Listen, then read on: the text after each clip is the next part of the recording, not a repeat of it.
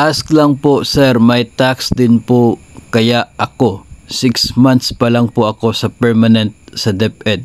May tax din po ba ako or kasama ako sa exempted? Ito 6 months pa lamang siya as personnel ng DepEd. Ngayon ang tanong, ang kanya bang SRI ay taxable na or hindi pa? Dahil 6 months ka pa lamang, unang-una yung benefits na natanggap mo hindi pa yan aabot ng 90,000 ngayong taong 2023. 6 months ka pa lang. So ibig sabihin, hindi ka pa nakatanggap ng inyong mid-year bonus, no? Hindi ka pa nakatanggap ng mid-year bonus noong May. Kaya sigurado na hindi pa aabot na 90,000 yung benefits mo ngayong taon. Also, yun pong total na taxable na income mo, yung income mo talaga from your salary, since ikaw ang na-hire, sa loob ng 6 months, hindi pa po yan aabot ng 250,000, which is covered pa siya ng exemption sa tax. Dahil po dyan ay yung SRI na makukuha mo ay buo, no?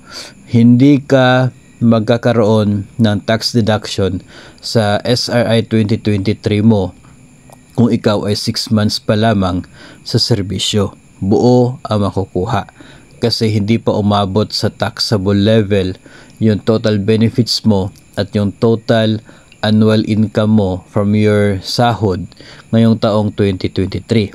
Pagdating ng 2024, kung magkakaroon ng SRI, then panigurado magkakaroon ka rin ng tax if ever aabot na sa 90,000 yung total benefits mo next year.